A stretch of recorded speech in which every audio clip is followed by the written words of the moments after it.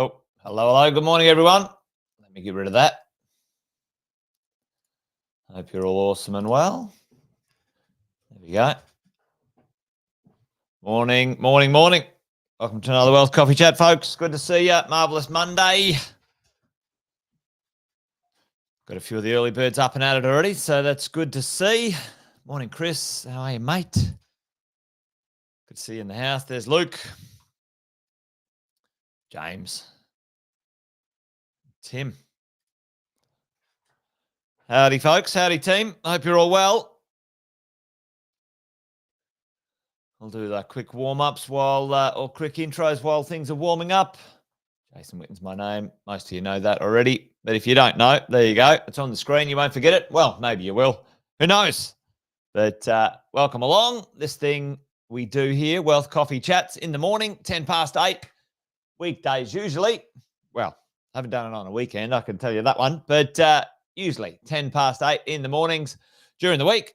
We get together and have a bit of a talk about the idea of property investing. Have a couple of coffees and, chew the fat. Talk about what is going on, ideas, pontifications, opinionations. I don't even know if that's a real word, but at the end of the day, the idea that property investing is something that takes time is the default understanding and position here at this little morning chat. And we've got to go the distance. And sometimes it takes a bit of effort to buy something really well. Don't sell it. And navigate the twists and turns of life. Anyway, there you go. Welcome along. If you're new, say hello in the chat. Give us a shout out. Let us know where you're coming in from. And, hopefully you enjoy the catch up today. We've got a fair few people already in the house. Alex, morning to you. Brendan, g'day, mate. Sonia, fantastic to have you here. David. Yes, well, sometimes when you... you can see, Brendan, that some of the what we call our number one menace when it comes to property investing, politicians and governments, can really cause a little bit of uncertainty. But today we're going to see if we can navigate a bit of that idea or, zoom out and have a look at the big picture. Today I wanted to talk to you guys about the idea of the migration of money. I've talked about this a few times, touched on it the other night at our mentoring and coaching program. I thought I might do a little refresher on it because, it's worth understanding as we roll through and build our property portfolio. A few things to understand. If you're new to this, fantastic. If you're, a bit more experienced, then fantastic too. There's plenty of things that apply when we talk about the idea of migrating our money. And ultimately, folks, put this one in the chat for me. Ultimately, what is the financial, what's the financial outcome? The penultimate, I don't know if that's the right word, penultimate. What's the outcome? What's the destination? What's the thing that you want from your property portfolio. Yes, you want your property portfolio to grow in value. That's important. But ultimately, what is it that we are asking of our assets into the future? In the short term, it's not as important, but in the medium to long term, it's important. This is the thing that we want. We want some cash flow. You're dead right, Tim. And we want cash flow. We want income. Yep. We want some freedom and often, a comfortable life for sure. Those things are provided by assets. Now we're choosing property or maybe even a combination. And, this conversation today about the migration of money is about, tuning and tweaking that as we go. So let's dive into the chat. There's 5 ways or 5 pieces that I want to talk to you about today. And the first migration of money is the migration of location. Location. And that is, now I've pre-drawn my Australia. They're not too bad, I reckon. One of my better cracks at it as we go.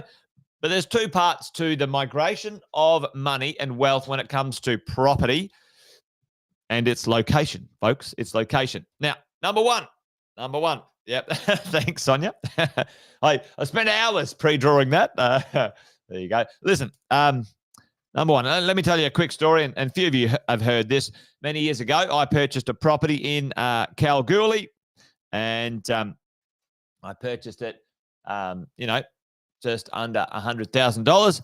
It grew to $285,000. I was pretty happy. That was a short period of time in its growth.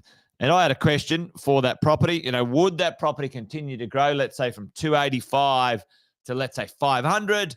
And my answer was no, it wouldn't, because the location, let's say the state and or the location and or the suburb and town was restricted and or maybe a little bit, mining related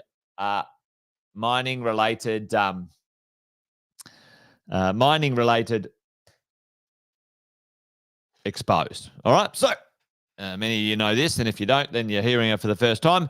I sold that property. Way up, Jason, you sold the property? Yes, I did. There are sometimes a few reasons to do that. But by and large, folks, my idea, the easier idea these days is to buy something really well in a good spot that you want to keep forever. Now, does that always work? When we're starting out, our budgets aren't as big as we might, let's say, like them. You might want to buy a better location. You might want to buy a better property. So this is the idea of the migration of money.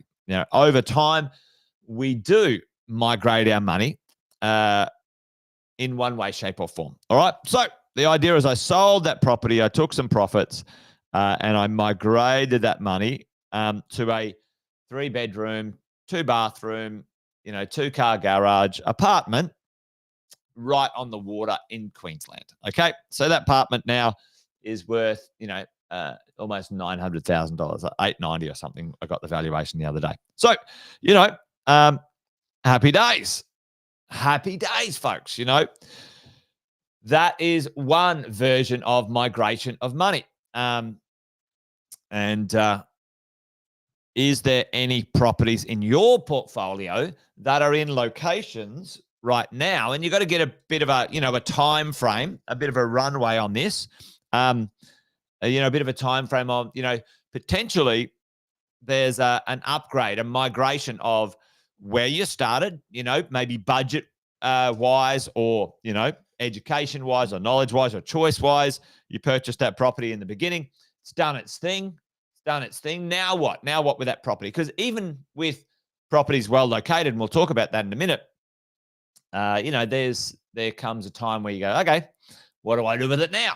All right, because you want it to be in tip-top shape. So I chose to migrate my money to a location for growth and or income. Okay, much more income over there. I think it's now, I'm pretty sure it's like renting for $750 or something, $780 or something like that. So pretty happy with that. That was a good choice for me. I think it's 15 years later. I still have that property, Now, I am considering that property now in my portfolio, and I'll talk about that in a second. But the other one we talk about often, let's call this, I'll call this the CBD. Sometimes, let's say we might be further away. Let's say we're 40K away from the CBD. And it doesn't have to be even the CBD, folks. It can be infrastructure you want to be closer to. Often the further you are away from infrastructure, the slower the rental growth. Okay, so the income. So income growth over there and capital growth was slower. And this ultimately was better and more consistent, bigger population, etc. And then the distance from the city often, or let's say beaches or jobs particularly, it's usually, folks, in and around, the income is better when you're closer to jobs. You don't have to, these days with cars and transport, and, even now with work from home. So, what's the question there? Is there a conversation around migrating your assets closer to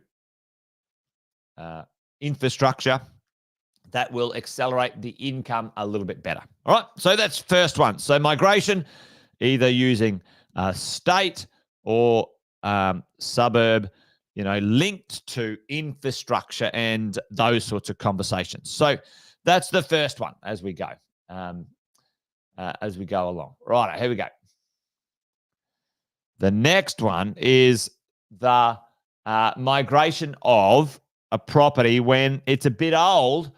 Now, what do you do? All right. So, when your property, is 20, 30, sometimes 40 years old, what now? What happens to that property when it with its income earning potential?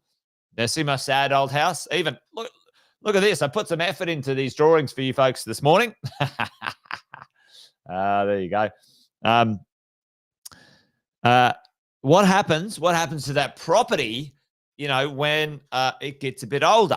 Even if it is in a good location, often those properties will fall behind in their earning potential, okay?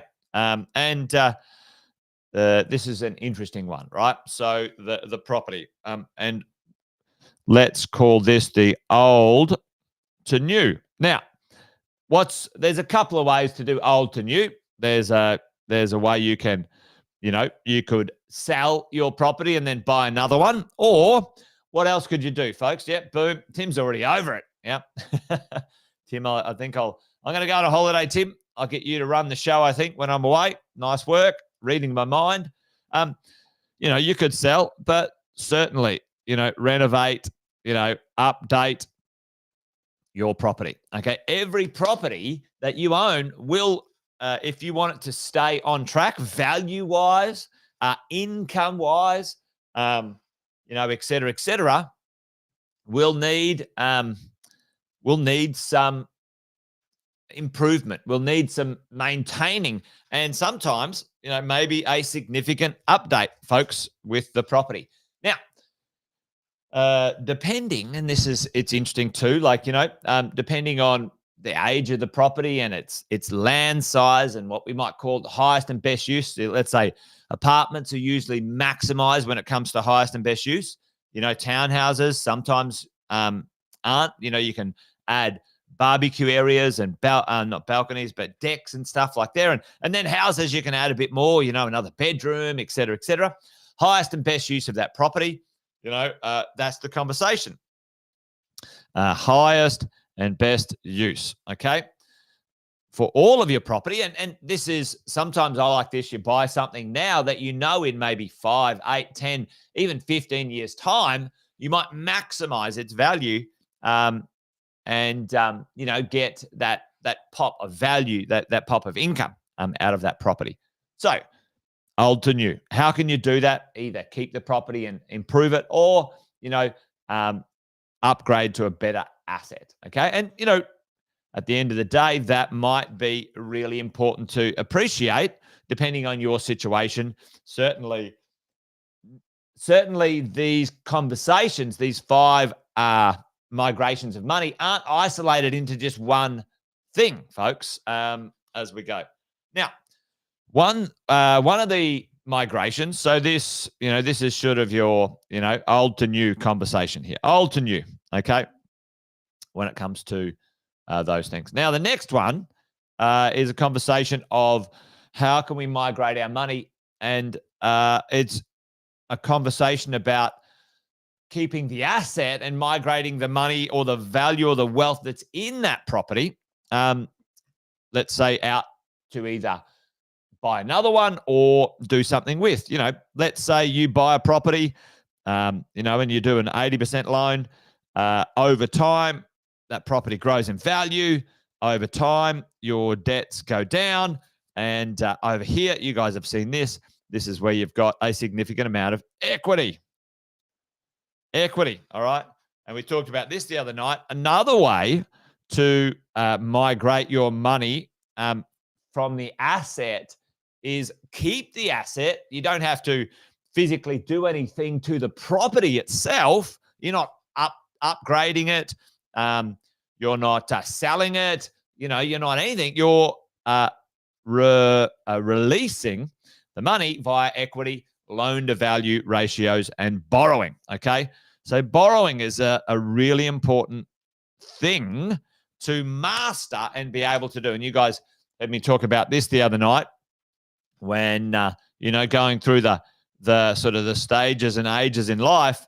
When you're, in your 50s, it's really important to make sure that you reset the loans, out another 30 years if you're considering retiring in the next 10 or 15. All right. So why would we do that? Even if the loans are low, even if you've only got a 20% loan to value ratio, you want access to your equity and dollars without having to be forced to sell a property and, end up with capital gains tax and other things that you might not want to do. All right. So remember, loan to value ratios, equity releases, equity locks, et cetera, et cetera. That's another way to migrate your money out of the asset into other assets, folks.